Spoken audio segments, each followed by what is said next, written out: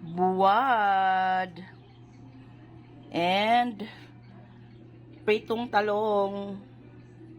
Ninaatay, kamatis, sibuyas, and pickled garlic.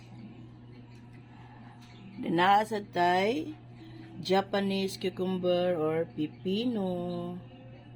Muna siya ito ang sudan for today, everyone.